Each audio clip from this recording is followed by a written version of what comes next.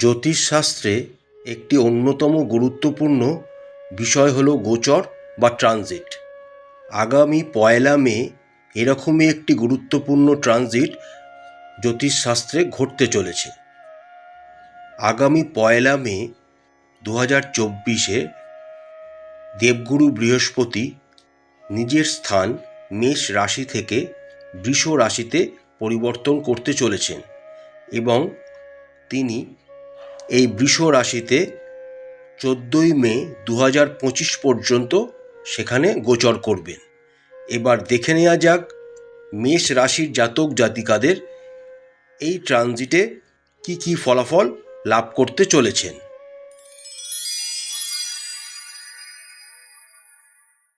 মেষ রাশির ক্ষেত্রে দেবগুরু বৃহস্পতি একটি খুবই ইম্পর্টেন্ট গ্রহ। দেবগুরু বৃহস্পতি মেষ রাশির জন্য নবম ঘরের অধিপতি, যা ভাগ্যস্থান, এবং দ্বাদশ ঘরের অধিপতি, যা ব্যয় বা বিদেশ যাত্রার স্থান।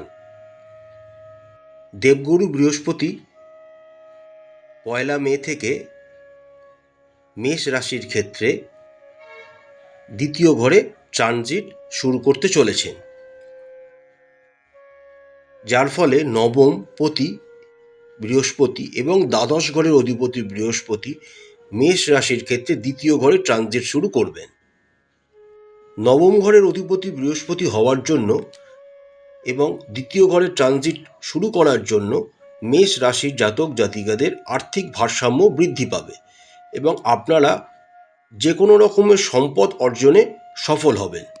দ্বিতীয় ঘর বাক অর্থাৎ কথাবার্তাকে ডিনোট করে।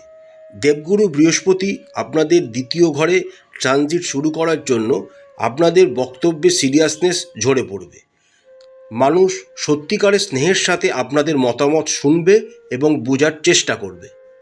দেবগুরু বৃহস্পতির এই ট্রানজিট বা গোচর আপনাকে আপনাদের পরিবারের সদস্যদের মধ্যে যোগাযোগ আরও বৃদ্ধি করবে।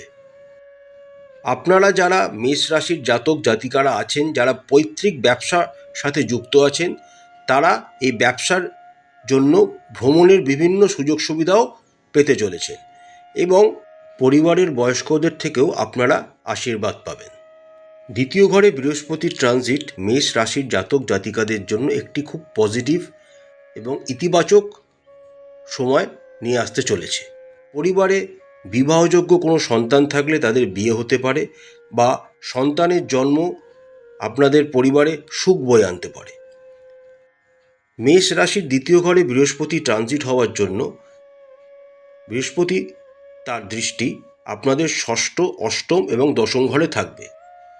ষষ্ঠ ঘরে বৃহস্পতির দৃষ্টি থাকায় আপনাদের আর্থিক লাভ করতে পারবেন এবং পুরনো কোনো ঋণ যা আপনি অতীতে নিয়েছিলেন তা সহজেই পরিশোধ করতে পারবেন। এছাড়া আপনাদের যদি কোনো শত্রু থেকে থাকে তাহলে তারা সহজেই প্রশমিত হবে। অষ্টম ঘরে দেবগুরু বৃহস্পতির দৃষ্টি থাকার জন্য আপনার শ্বশুরবাড়ির সাথেও আপনার সংযোগ উন্নত হবে এবং আপনার স্ত্রী এবং আপনার পরিবারের মধ্যে সাদৃশ্যতা বজায় থাকবে। দশম ঘরে দেবগুরু বৃহস্পতির দৃষ্টি থাকার কারণে কর্মজীবনে আপনারা অসম্ভবকে সম্ভব করার মতো ক্ষমতায় পৌঁছবেন। আপনাদের দক্ষতা এবং বোধগম্যতা দিয়ে আপনারা যে কোনো অসুবিধা মোকাবিলা করতেও সক্ষম হবেন। 3রা মে থেকে 3রা জুনের ভেতর আপনাদের কাজের ক্ষেত্রে একটু অতিরিক্ত প্রচেষ্টা করতে হবে, কারণ দেবগুরু বৃহস্পতি তখন একটু দুর্বল অবস্থায় থাকবেন। এরপর থেকে সময়টি অনুকূল হবে। তবে 9 অক্টোবর থেকে যখন বৃহস্পতি বক্রী হবেন তখন আপনাদের সম্পদ সংগ্রহের জন্য আরও বেশি প্রচেষ্টার প্রয়োজন হবে। তবে এই সময় আপনারা কঠিন কোনো পরিস্থিতি সম্মুখীন হতেও পারেন, কিন্তু আপনারা নিজেদের বুদ্ধির দ্বারা তা সহজেই মেটাতে সক্ষম হবেন। প্রতিকার: মেষ রাশির জাতক জাতিকারা এই সময়টিতে নারায়ণের পূজা করবেন এবং নারায়ণকে প্রত্যেক দিন ভোগ নিবেদন করবেন। আশা করছি বন্ধুরা, দেবগুরু বৃহস্পতির এই ট্রানজিট মেষ রাশির জাতক জাতিকাদের জীবনে সুখ সমৃদ্ধি বয়ে নিয়ে আসুক। মা তারা আপনাদের সবাইকার মঙ্গল করুন। আমাদের চ্যানেলটি ভালো লাগলে লাইক করবেন, শেয়ার করবেন, সাবস্ক্রাইব করবেন। নমস্কার।